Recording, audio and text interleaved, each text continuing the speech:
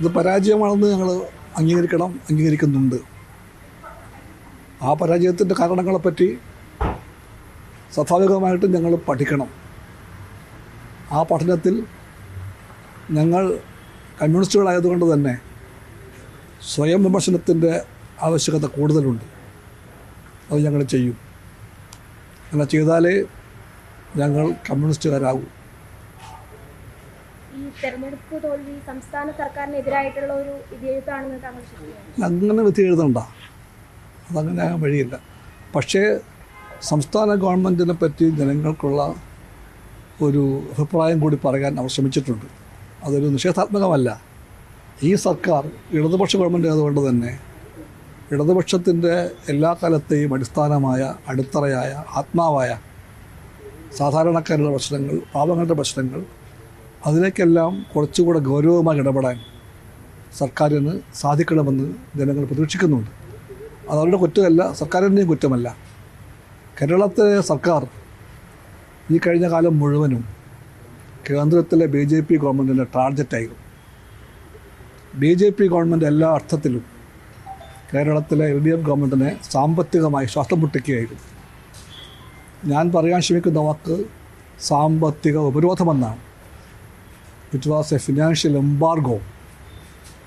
അതായിരുന്നു കേരളത്തോട് കാണിച്ചത്. എല്ലാ അർത്ഥത്തിലും അർഹതപ്പെട്ട വിഹിതം തരാതെ, സംസ്ഥാനത്തിൽ കാണിക്കേണ്ട മര്യാദ കാണിക്കാതെ, ഭക്ഷണം കൊടുക്കാൻ വേണ്ട അരി തരാതെ, എങ്ങനെയെല്ലാം സർക്കാരിനെ ഞെരുക്കാമോ അങ്ങനെയെല്ലാം ഞെരുക്കാൻ ശ്രമിച്ച ഒരു കേന്ദ്ര ഗവൺമെൻറ് ഉണ്ട് ഇന്ത്യയിൽ. ആ കേന്ദ്ര ഗവൺമെൻറ് കേരളത്തോട് കാണിച്ച കടുത്ത അനീതിയുണ്ട്. അതിൻ്റെ ഫലമായിട്ടുണ്ടായ സാമ്പത്തിക ഞെരുക്കം കേരളത്തിൻ്റെ ഗവൺമെൻറ്റിൻ്റെ പെർഫോമൻസിനെ നല്ലവണ്ണം ബാധിച്ചിട്ടുണ്ട്. അതിൻ്റെ പ്രശ്നങ്ങളുണ്ട് ഞങ്ങളുടെ ഗവൺമെൻറ്റിന്. അത് മറികടക്കാൻ വേണ്ടിയുള്ള സമരത്തിലാണ് ഗവൺമെൻറ് എല്ലാ കാലത്തും. അതിനിടയ്ക്ക് ജനങ്ങളുടെ പ്രശ്നങ്ങൾ, ആ കാര്യങ്ങളിൽ ഉദാഹരണം പെൻഷൻ, ഇത് പ്രയോറിറ്റിയാണ് LDF ഗവൺമെൻറ്റിൻ്റെ.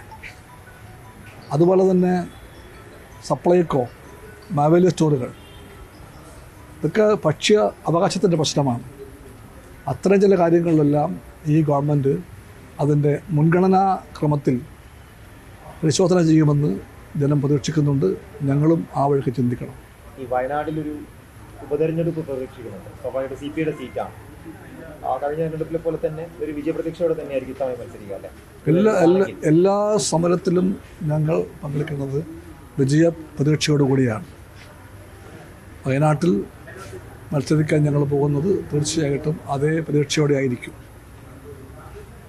തൃശ്ശൂരിലാണുള്ളത്. BJPയുടെ ജയമുണ്ടായ ഒരു മണ്ഡലമാണ്. സ്വാഭാവികമായിട്ടും ഇവിടുത്തെ തോൽവി അത് വിലയിരുത്തിയിട്ടുണ്ടാവുമല്ലോ? അല്ല, പൂർണ്ണമായിട്ടും വിലയിരുത്തിയിട്ടില്ല. പക്ഷേ തൃശ്ശൂരിൻ്റെ പാഠങ്ങൾ വിലപ്പെട്ട ഗൗരവമേറിയ പാഠങ്ങളാണ്. ഇടതുപക്ഷക്കാർ മാത്രമല്ല, മതേതരവാദികളാകെ തന്നെ ഗൗരവപൂർവ്വം കാണേണ്ട ഒരു ഫലമാണ് ഉണ്ടായത് തൃശ്ശൂരിൽ.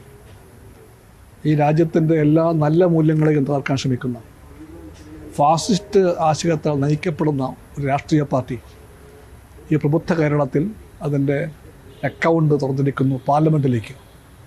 ഇതൊരു വലിയ ചോദ്യചിഹ്നമാണ്. എന്തുകൊണ്ട് എന്ന ചോദ്യമുണ്ട്. അതിനെപ്പറ്റി ഞങ്ങൾ ഗൗരവത്തിൽ പഠിക്കണം. ആ പഠനം പൂർത്തിയായിട്ടില്ല, പക്ഷേ അത് വേണ്ടി വരും. ഞങ്ങൾ ഇടതുപക്ഷമാകെ തന്നെ എല്ലാ മതേതര ബന്ധുക്കളുമായി ചേർന്നുകൊണ്ടും ഞങ്ങൾ പഠിക്കും.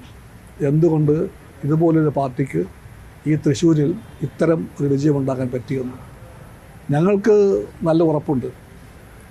ഞങ്ങൾ നിലവിളിക്കാൻ പോകുന്നില്ല, ഞങ്ങൾ കരയില്ല. പക്ഷെ ഞങ്ങൾ നിറഞ്ഞ നീതിബോധത്തോടു കൂടെ തന്നെ ഇതിൻ്റെ എല്ലാ പാഠങ്ങളും പഠിക്കും.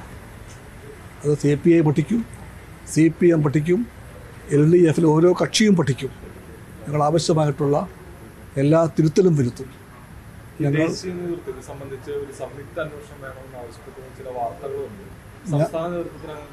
ഞാൻ CPIയുടെ ദേശീയ സെക്രട്ടേറിയറ്റ് അംഗമാണ്. എന്ന് പറഞ്ഞാൽ CPIയുടെ ജനറൽ സെക്രട്ടറിയും 10 സെക്രട്ടറിമാരും അടങ്ങുന്ന സമിതിയാണ് ദേശീയ സെക്രട്ടേറിയറ്റ്. അതിലംഗമാണ്.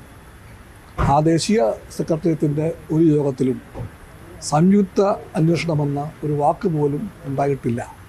അത് മീഡിയ സുഹൃത്തുക്കൾ കണ്ടുപിടിച്ചൊരു പലപ്പോഴും കണ്ടുപിടിക്കും പോലെ കണ്ടുപിടിച്ച ഒരു സാങ്കല്പിക വാചകമാണത്.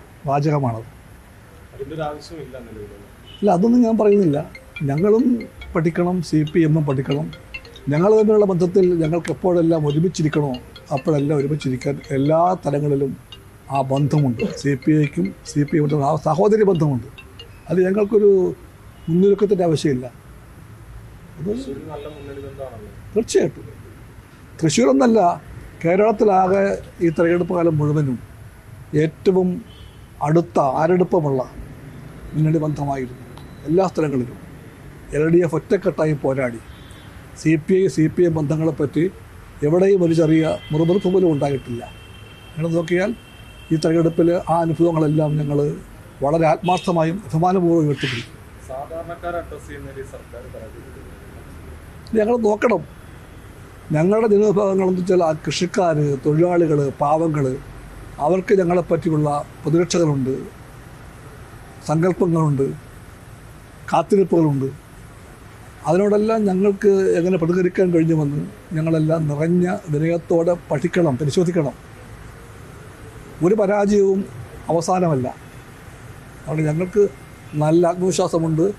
എല്ലാ പാഠങ്ങളും പഠിച്ച് ആവശ്യമായ എല്ലാ തിരുത്തലുകളും വരുത്തി LDF മുമ്പോട്ട് പോകും. LDF വിജയിക്കുമെന്ന കാര്യത്തിൽ ഒരാൾക്കും സംശയം വേണ്ട.